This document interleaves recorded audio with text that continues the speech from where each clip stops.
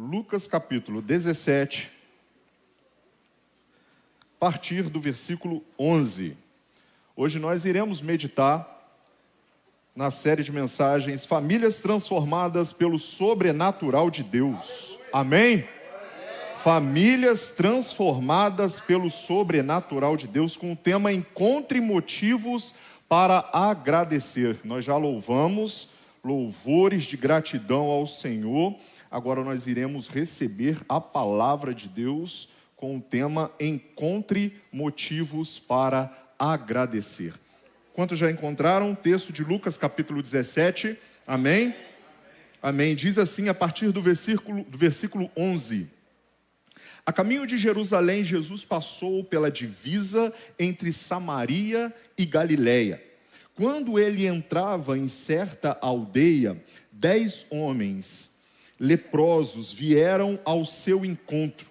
Ficaram a certa distância e gritaram: Jesus, mestre, tem misericórdia de nós. Ao vê-los, Jesus disse: vão mostrar-se aos sacerdotes.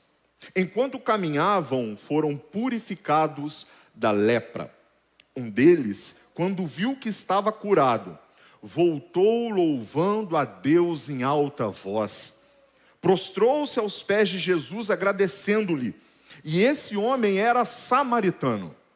Jesus perguntou: os 10 não foram purificados? Onde estão os outros 9? Será que nenhum deles voltou para dar glória a Deus, a não ser este estrangeiro? Então ele disse ao homem: levante-se e vá, sua fé o salvou. Amém? Feche os seus olhos mais uma vez. Pai, nós te louvamos, te agradecemos por esse momento, Deus, onde nós iremos meditar na tua palavra. Senhor, conduza esse momento conforme a tua boa, perfeita e agradável vontade. Que o teu nome venha a ser exaltado, que a tua voz venha a ser ouvida e que os nossos corações venham ser transformados para a glória do teu próprio nome. Passeie em nosso meio, tenha liberdade em nosso meio. Pai, nós somos filhos teus, servos teus, por isso nós estamos aqui para ouvir a tua voz, o teu direcionamento. Sacia a nossa sede, sacia a nossa fome e venha de encontro os nossos corações. Te louvamos e te agradecemos nos méritos do nosso Senhor e Salvador Jesus Cristo. Amém. Amém. Eu quero fazer uma pergunta para vocês, eu queria que vocês pensassem. Se você perdesse tudo, imagina, tudo que você tem, se você perdesse tudo hoje, pelo que ainda você daria graças a Deus? O que sobraria para fazer você ainda dar graças a Deus? A maioria de nós tem o senso comum, isso é muito comum, tá, irmãos? Que a gratidão, ela é uma emoção condicional. Quando nós estamos alegres, graças a Deus. Mas quando nós estamos tristes, que desgraça. Quando nós estamos com uma saúde sã, perfeita, graças a Deus. Mas e quando a doença bate a porta? Quando acontecem as dores da vida, que desgraça. Entendemos, meus irmãos, que a maioria das pessoas pensam que gratidão, ela está condicionada ao momento em que você está vivendo ou a algo que você recebeu. Mas é verdade que em momentos de alegria, sucesso, bem-estar, fica mais fácil dar glória a Deus. Fica mais fácil dar graças a Deus. É ou não é verdade? Fica fácil, porque está tudo acontecendo, tudo do bom e do melhor. Você abre a despensa e tem tudo de primeira linha. Você abre a geladeira e está completa, você está bem de saúde, você corre, você faz exercício, o seu emprego você recebeu bonificação, e tudo isso colabora, então o seu coração se alegra, e o que faz você fazer? Glória a Deus, graças a Deus. Só que nós precisamos entender, meus irmãos, que a emoção, para nós que conhecemos a Cristo Jesus, ela não é uma emoção. A gratidão não é uma emoção. A gratidão, ela é uma decisão de fé. Ela é uma atitude de fé. Porque nós já encontramos com Cristo Jesus nosso Senhor e entendemos que tudo que nós temos, tudo que nós possuímos, tudo que nós realizamos, tudo aquilo que acontece em nós e às vezes até contra nós, nos leva a olhar para isso tudo e glorificar a Cristo Jesus por tudo que está acontecendo. Eu sei que dar graças a Deus não é fácil. Eu sei que quando você recebe uma carta notificando que você foi desligado da empresa, eu sei que quando nós recebemos alguma notícia que tira o nosso chão, não é fácil olhar para a situação e glorificar a Deus nessa situação. Eu entendo isso, meus irmãos. E eu concordo com você que não é fácil. Só que assim como o presbítero Helder disse, quando nós recebemos o Espírito Santo de Deus, quando o Espírito Santo de Deus nos enche, nós louvamos em comunidade de fé. Nós louvamos a Deus juntamente. E nós glorificamos, nós damos graças a Deus por tudo aquilo que acontece com a gente. E nós nos submetemos uns aos outros. Mas por quê? Nós fomos cheios do Espírito Santo de Deus. E somente aí, nesse caso, dar graças a Deus por tudo aquilo que nós recebemos, por tudo aquilo que acontece com a gente, se torna mais fácil de agradecer a Deus. Nós sabemos que dificuldade, dor, perda ou frustração faz com que a gente olhe para a gratidão e enxergue ela muito longe, e às vezes até que nós não somos merecedores de agradecer a Deus por algo que aconteceu com a gente. É por isso que eu afirmo que a gratidão não é um sentimento condicional, mas uma atitude de fé. A pergunta que Jesus fez ao leproso que foi curado, ao samaritano, ela ecoa até os dias de hoje. Onde estão os outros 9? Onde estão aqueles que receberam as bênçãos, receberam as curas e são gratos por aquilo que receberam?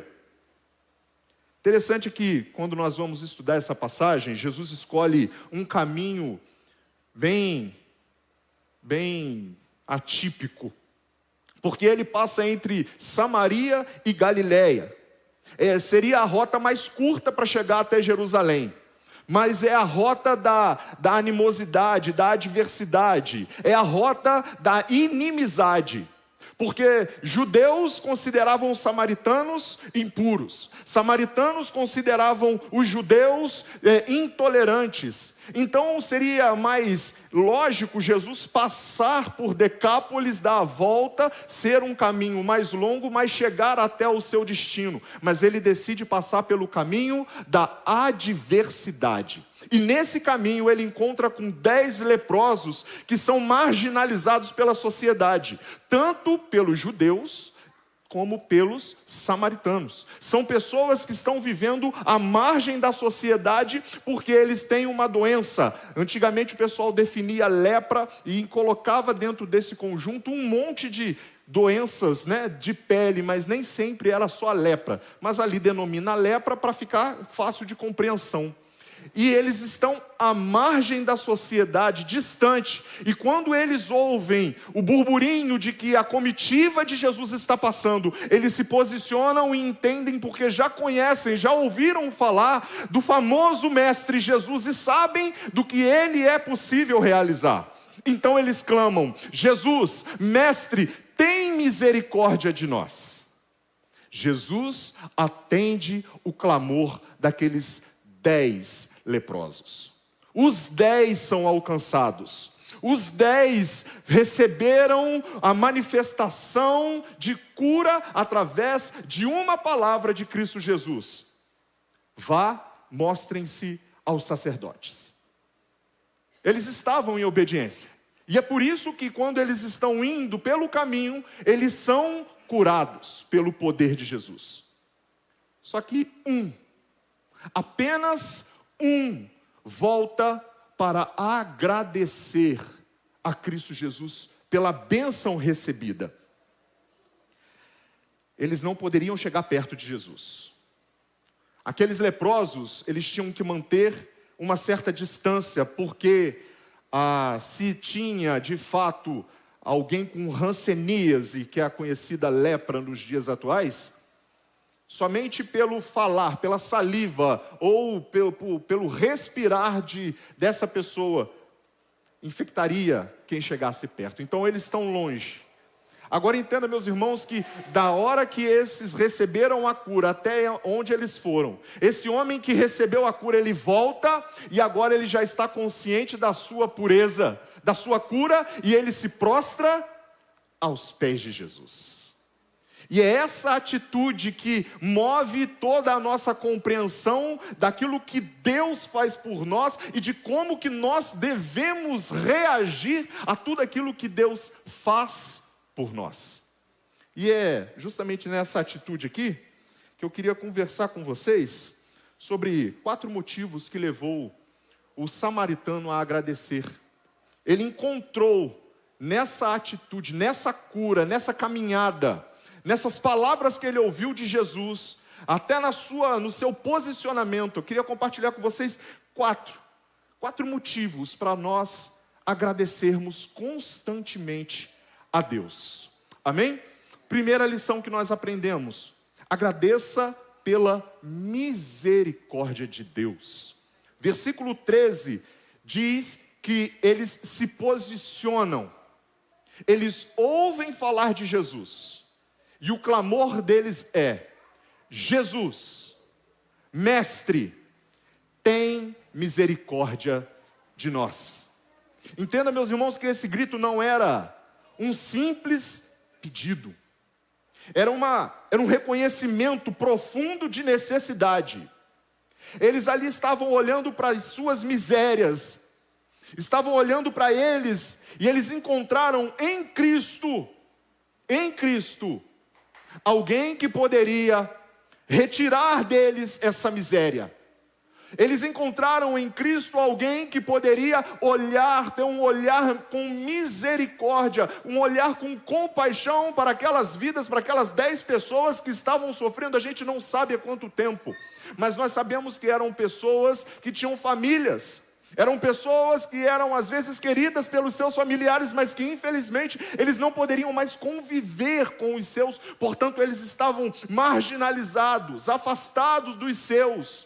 Mas em Cristo Jesus eles olharam e viram um olhar de compaixão, alguém que poderia manifestar a misericórdia de Deus Pai na vida deles. E eles não perderam a oportunidade, porque eles viram em Cristo a misericórdia manifestada. E eles clamam: tem misericórdia de nós. O interessante, meus irmãos, é que Jesus atende o pedido. Jesus ouve o clamor. Somos miseráveis, somos dependentes, nós precisamos de que alguém nos ajude. Romanos capítulo 3, versículo 23 nos diz que todos pecaram e destituídos estão da glória de Deus. Nós, meus irmãos, estávamos na mesma situação que esses leprosos, afastados do nosso Pai, longe do nosso Pai. Mas a misericórdia de Cristo Jesus se manifestou em nossa vida. A misericórdia de Cristo nos alcançou com graça, e Ele nos trouxe para perto novamente. E agora, curados, limpos, nós podemos nos relacionar, não somente com os nossos irmãos em família, mas principalmente com o nosso Pai Celestial. A misericórdia de Cristo. Eles apresentaram a lepra física, mas quando nós estávamos mortos em nossos delitos e pecados, a lepra era a nossa alma, era no nosso espírito, e pela misericórdia de Cristo nós recebemos essa cura. Interessante é que a lei de Moisés decretava o isolamento total desses leprosos. Se eles quisessem chegar perto de alguém, era mais ou menos 300 metros de distância, quase que 100 passos largos. Ou seja, se você quisesse conversar com alguém, você teria que gritar. Você poderia falar com eles, mas assim, de muito longe, para não correr o risco de pegar essa lepra. E não somente eles teriam que viver isolados, mas caso algum deles violasse a distância, quem estivesse perto poderia pegar em pedras e jogar nessa pessoa, apedrejar essa pessoa, até o ponto da morte. Meus queridos, eu olhei para esse texto e me subiu uma alegria, uma gratidão tão grande, porque, meus queridos, Jesus olhou com um olhar tão misericordioso para nós, que nós estávamos tão afastados e não poderíamos chegar perto do nosso Pai, mas Ele manifestou a cura em nossa vida, e agora nós podemos chegar perto de Cristo, sem que a ira de Deus chegue e nos consuma. Nós podemos chegar diante de Deus com corações gratos, por conta da misericórdia de Deus em nossa vida. É por isso que nós podemos e devemos agradecer a Deus pela misericórdia que é manifestada em nossa vida todos os dias. Lamentações capítulo 3, versículo 22 diz o seguinte: as misericórdias do Senhor são a causa de não sermos consumidos, porque as suas misericórdias não têm fim. Ou seja, meus irmãos, todos os dias nós devemos dobrar os nossos joelhos, levantar as mãos para os céus e agradecer, porque Deus é um Deus misericordioso.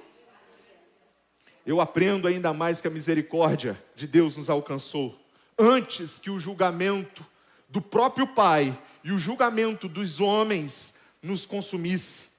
Jesus não nos rejeitou, Ele nos ouve e Ele nos convida. Clame também, clame pela misericórdia. Podemos agradecer pela misericórdia de Deus. Deus ouve o clamor dos quebrantados. Deus ouve o clamor de um coração que se rasga diante dele.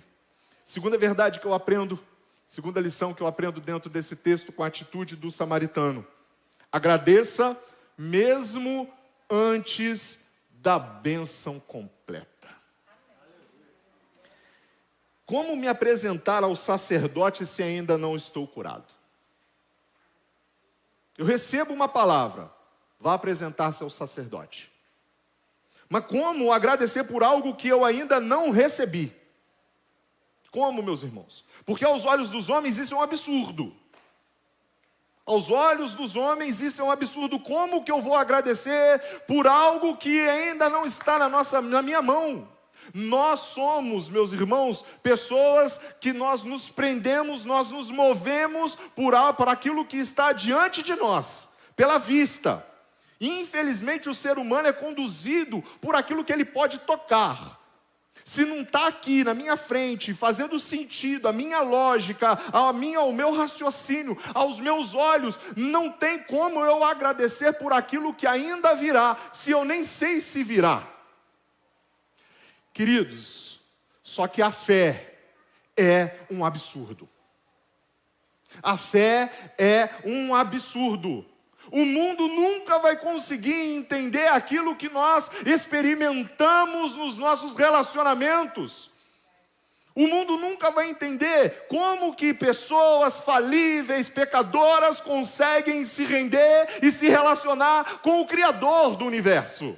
O mundo nunca vai entender a fé que nós depositamos em alguém que carregou uma cruz, subiu um morro, foi morto e ao terceiro dia ressuscitou. O mundo nunca vai compreender isso. É por isso que a fé é um absurdo.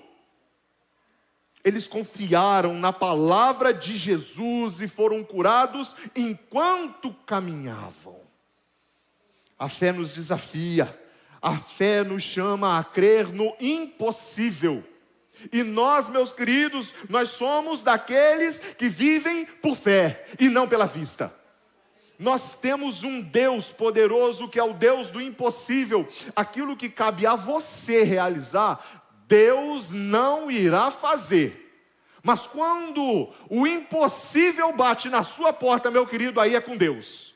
Aquilo que cabe a nós, Deus nos dá a oportunidade e o privilégio de realizar. Mas aquilo que cabe a você, aquilo que cabe a Deus, somente Ele pode fazer. É por isso que nós precisamos confiar em toda a palavra de Deus.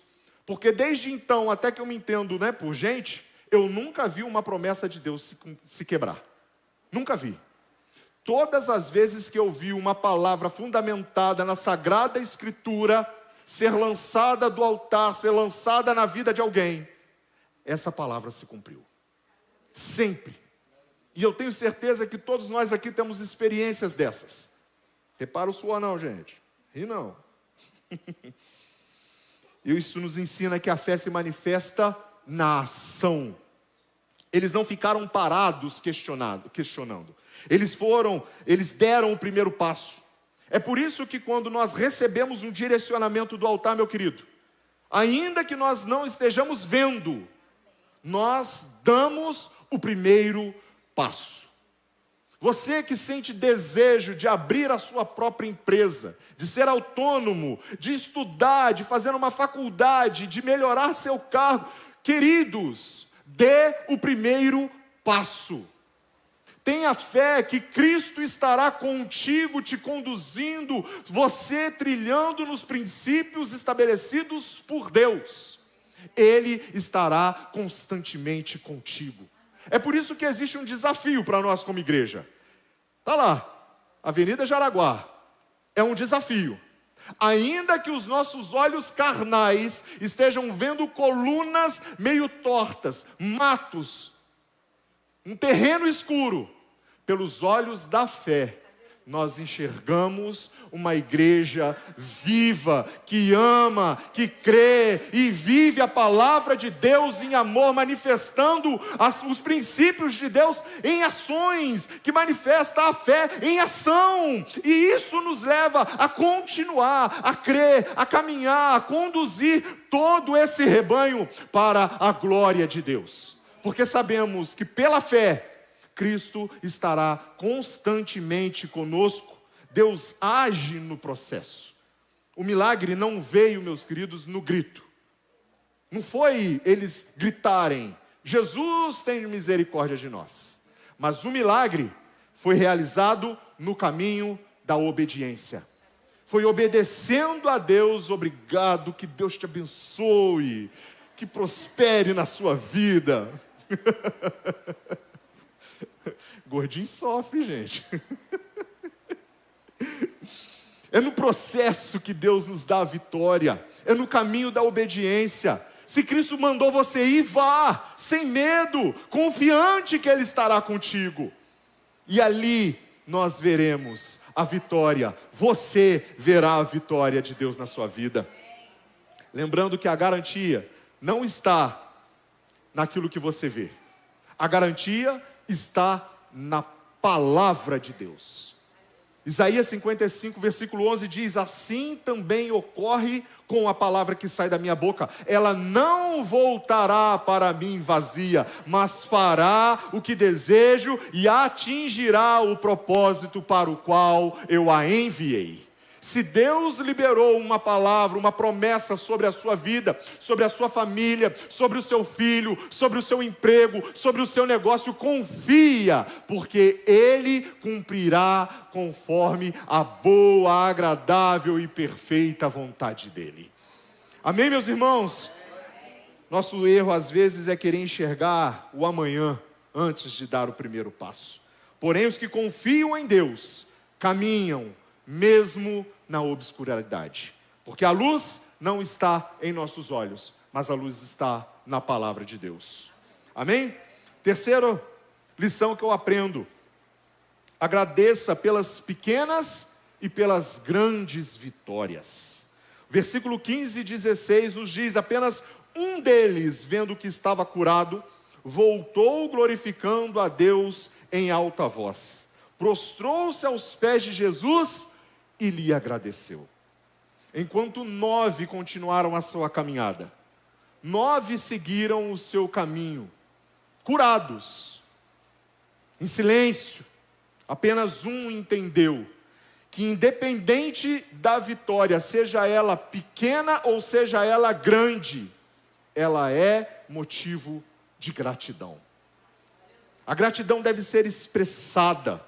Ele não apenas sentiu, mas ele agradeceu em voz alta e se prostrou diante do único que pode conceder as vitórias que a nossa alma, as vitórias que o nosso espírito precisa. Jesus Cristo é o único que pode saciar as nossas necessidades espirituais. Ele é o único que pode ir de encontro àquilo que eu e você precisamos para continuar a nossa caminhada de fé. É por isso que ele entende que a cura que ele recebeu é necessário, antes de se mostrar ao sacerdote, agradecer a quem liberou essa palavra.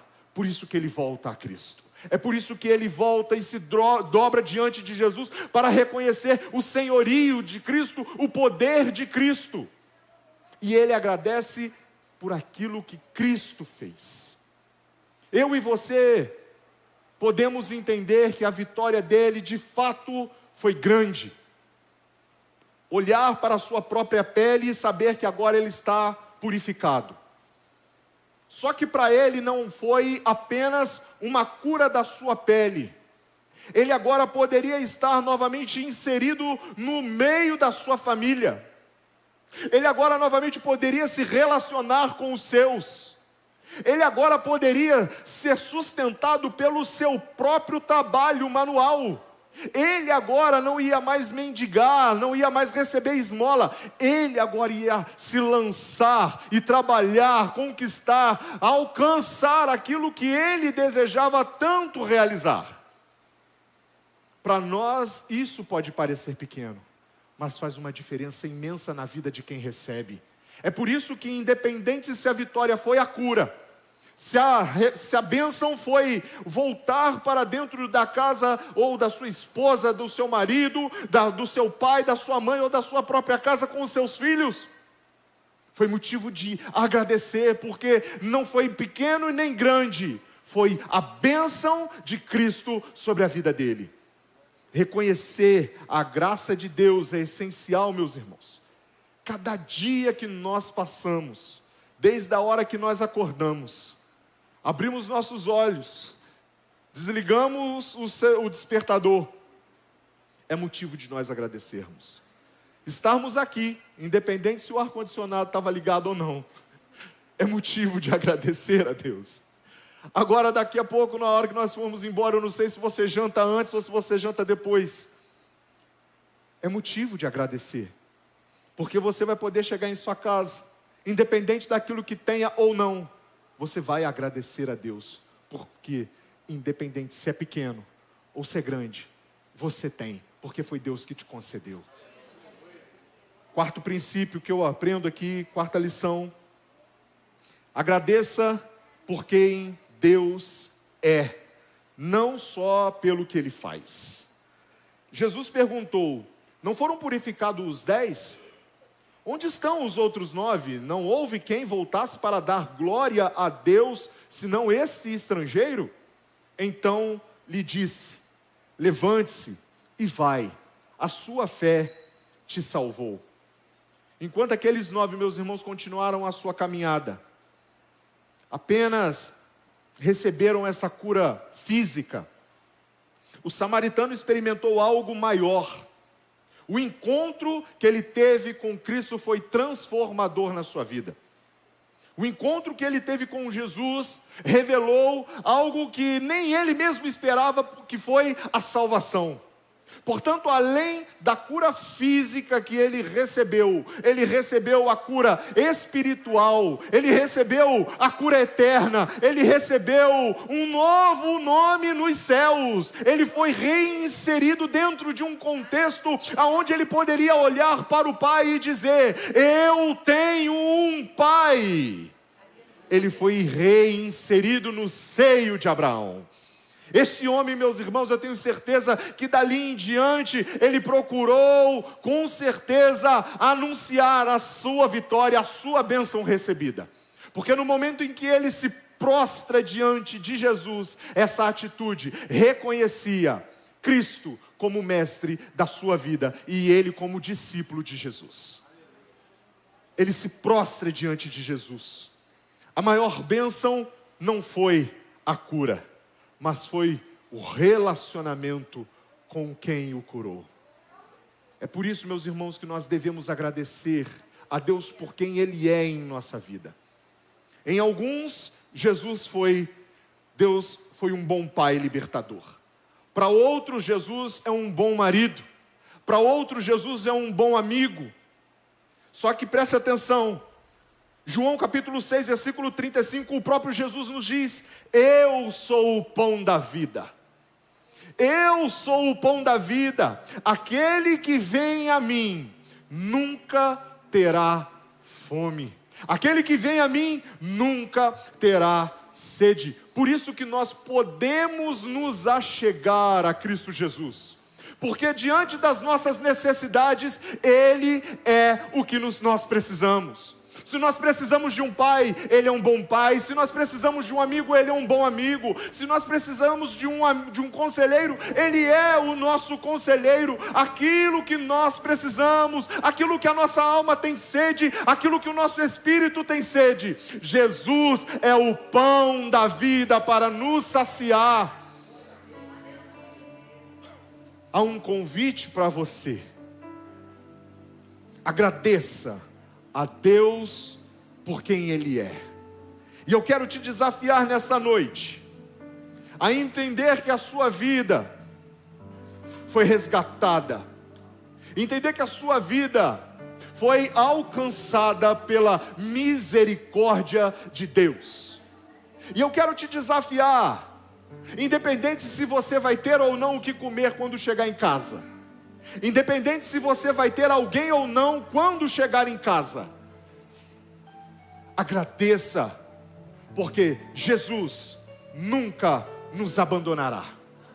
Hebreus capítulo 13, versículo 5 diz que Ele nunca nos deixará só, Ele nunca nos deixará abandonados, Ele sempre estará conosco. Então Cristo estará constantemente conosco, nos alegrando, nos saciando, e isso é motivo de nós agradecermos.